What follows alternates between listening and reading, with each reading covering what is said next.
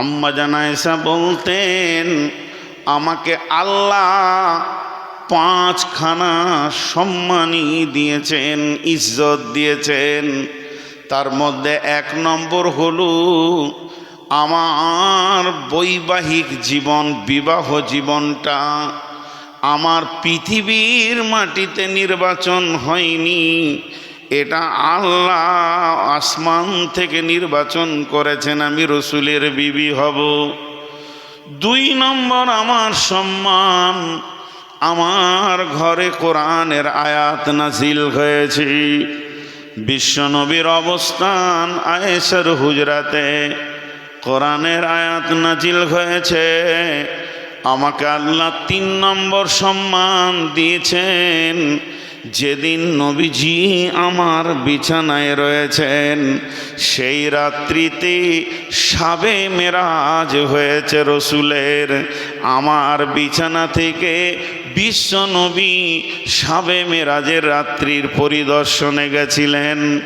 4 নম্বর, আমার বুকে মাথা দিয়ে আমি দয়ার নবীকে চিরবিদায় দিয়েছি। 5 নম্বর, আমার সম্মান আমার আল্লাহ দিয়েছেন। আজও বিশ্বনবী যেখানে শুয়ে আছেন ওই মাটিটা আম্মা জান আয়েশার ঘর, তার বিছানাকে সরিয়ে বিশ্বনবী আজও ওখানে শুয়ে আছেন। এই রকম দামি মেয়ে আপনার আমার মেয়ের মতো নয়, আপনার আমার জানামানা ঘরের বেটির মতো নয়। সেই মেয়েটি জাহান্নামের আগুনে ভয়ে কাঁদছেন।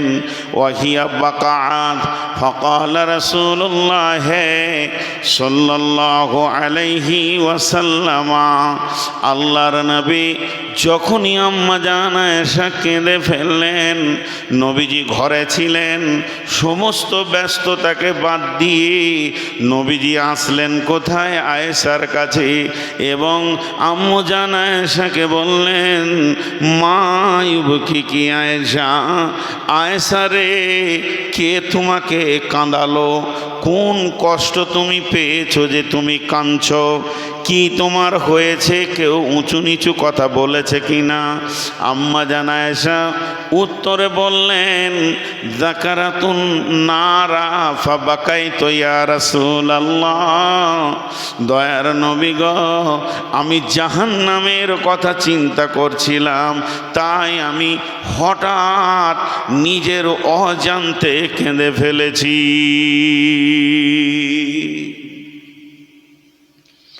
জাহান্নামের কথা চিন্তা করছিলাম তাই কেঁদে ফেলেছি। ছোট্ট একটা উদাহরণ দেবো এখানে মাঝে ছোট করে বোঝার জন্যে। আমি এখানে বসে কাঁদছি, কোনো কারণে কাঁদছি, কোন একটা কারণ আছে, আমার চোখ দিয়ে পানি এসছে।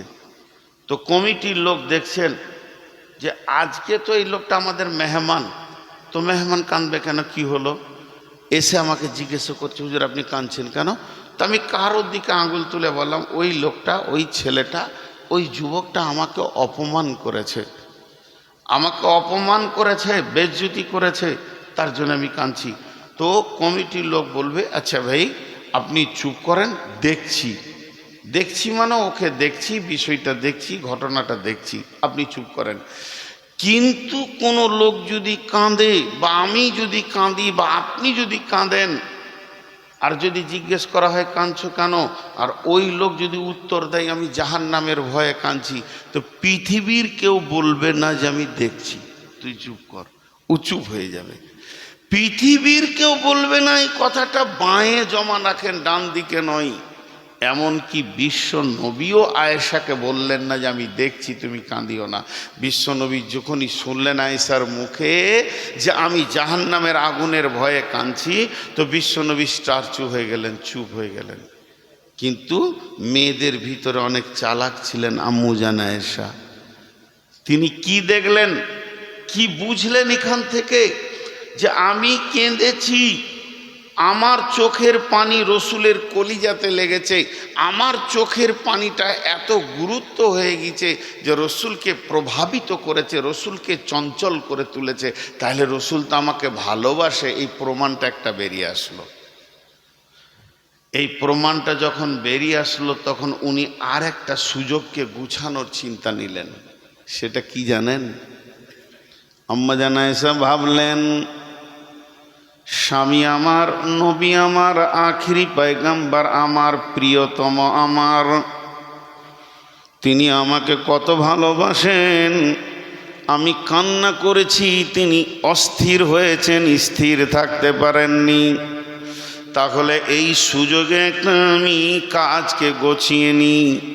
বিশ্বনবীকে বলছেন, হালতাজ করুন আহালিকুম ইয়াউমাল কিয়ামাতি ইয়া রাসূলুল্লাহ। দয়ার নবী গো, এটা হলো মদিনার মাটি, দুনিয়ার মাটি। মানুষ এখানে কাঁদবে, মানুষ চুপ হয়ে যাবে, আবার কাঁদবে, আবার চুপ হয়ে যাবে। মানুষের এমন একটা দিন আসবে, সেদিন মানুষ অটোমেটিক চুপ হয়ে যাবে। কিন্তু সামনে একটা দিন তত্তর করে আগিয়ে আসছে, যে দিনটা শুধু কাঁদার পালা পড়ে যাবে। সেই দিন তো আমি আয়েশাও কাঁদবো, অর্থাৎ কিয়ামতের দিন। আপনার কি বিবি বলে মনে থাকবে নাকি? হালতাজ করুনা আহলিকুম ইয়াউমাল কিয়ামাতি। দয়ার নবী গো, সেই কঠিন কিয়ামতের দিন আজকের মতো বিবি বলে মনে থাকবে নাকি? বিশ্বনবী এরপরও আয়েশাকে বলছেন না যে হ্যাঁ আমি তোমাকে মনে রাখবো, আমি তোমাকে ভালোবাসবো, আমি তোমাকে গোছিয়ে নিব। জি না, তা বললেন না। আবার নাও করলেন না। নাই করলে তো হতাশ হয়ে যাবে ছেলে মানুষ, হ্যাঁ বললে তো আশায় থেকে যাবে। কিন্তু বিশ্বনবী এমন একটা শব্দ ব্যবহার করলেন যার অঙ্কে সার অংশ দাঁড়াচ্ছে না। বিশ্বনবী বললেন, সালাসাতা মাওয়াতিনা ফালা ইয়াজকুরুনা আহাদুন আহাদান। আয়েশা রে, ওই কঠিন কিয়ামতের দিন তিনটে মৌকা এমন আসবে।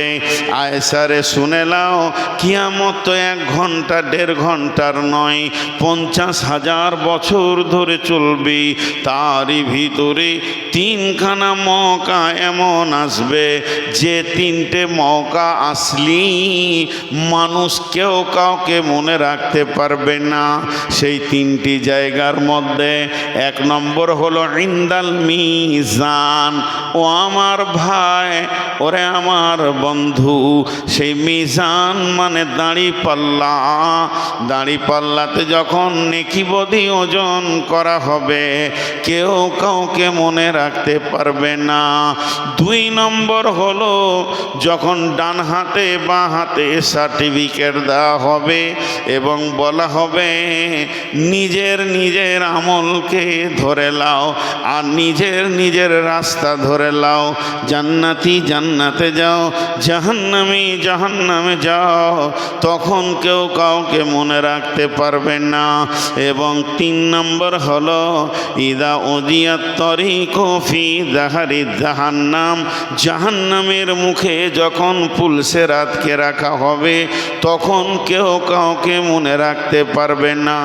ভাই আমার, বন্ধু আমার, মা আমার, বোন আমার, বেটি আমার, এই হাদিসটা থেকে আমরা রিজাল্ট কি পেলাম?